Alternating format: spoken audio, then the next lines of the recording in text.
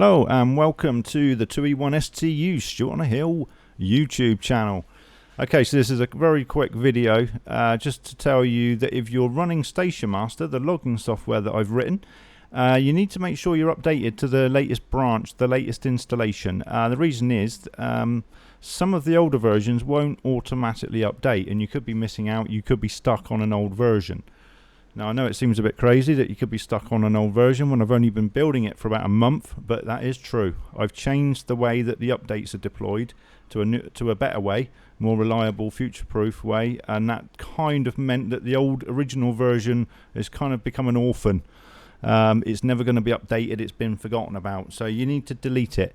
You need to go into Add Remove Programs, get rid of it, start again. Now it's actually very quick, it only takes about a minute. So if you go to Add Remove Programs, type in stat for Station Master, find Station Master, your one will probably have a red icon. Uninstall, uninstall. You won't see this screen. If you're on the old version, this screen won't pop up. So if you are seeing this screen, you don't need to continue. You've already got the new version. Okay. So now assuming that you've got the original version with the red icon and you've uninstalled it, all you need to do now is go to QRZ, go to my page, 2E1STU. There's a new download link. Click on that, download, open, allow, run, install. It may prompt you to install .NET 5. However, if you had the previous version working, then you've already got .NET 5, so it might not happen. What may happen, and I should have demonstrated this a little bit better. So, 1 second. Edge runtime. So I'm just going to uninstall that. So this is a little add-on that Station Master now needs. It uses Microsoft Edge to render the web pages that are baked into the software.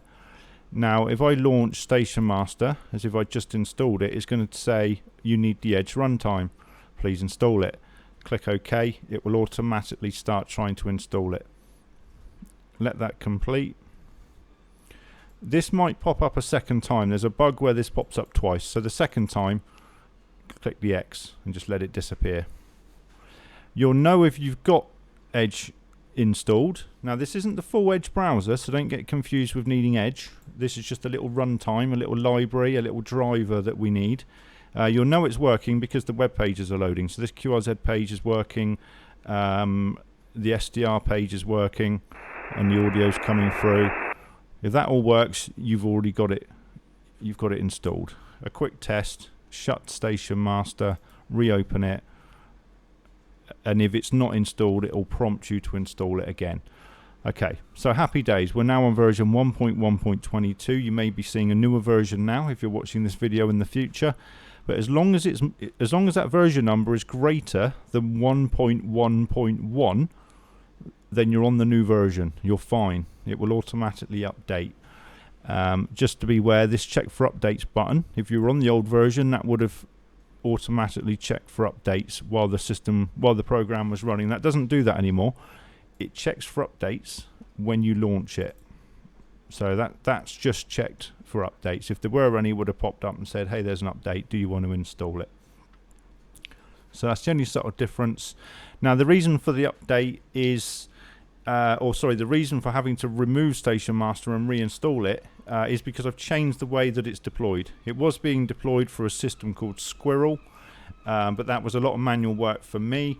I've switched over to the more natural way of doing it for Microsoft programs, which is using the click once deployment system, which makes it a lot quicker for me, and it's a lot more foolproof for people actually installing the software for the first time, because it will actually install .NET, Edge and all of these other things for you, and it will make sure you've got the right version, so it's less prone to error. So once you're on the new version, there's a few enhancements.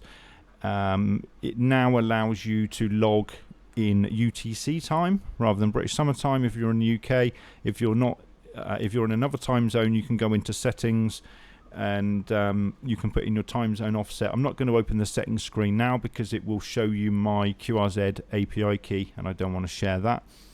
So that's another thing we've actually got is QRZ integration. So if you've got a QRZ API key, you've paid for their access to their XML feeds, you can put your QRZ API key in here now and automatically have your logging sent to QRZ. So after you've logged, you can just right click, send to QRZ, and that will appear in QRZ straight away. If you've got 20, you know, let's say you've got lots and lots and lots of entries in here, you can right click, hold down shift and select more than one, and you can send them all to QRZ in one go, or you can delete them. Once you've sent them to QRZ, you may then want to select all and delete to clear your local log. You may prefer working that way. I know I do. Once I've sent them to QRZ, I delete everything. So I've got a clean slate for the day or the evening or the contest or whatever it may be. So there we go. A quick introduction to the new version and some of the enhancements that have been added in. There's a lot more to follow. So if there's something you want or if there's a bug, please leave some comments in the comments section, and I look forward to speaking to you on the bands and actually getting you in the log through Station Master at some point. So 73.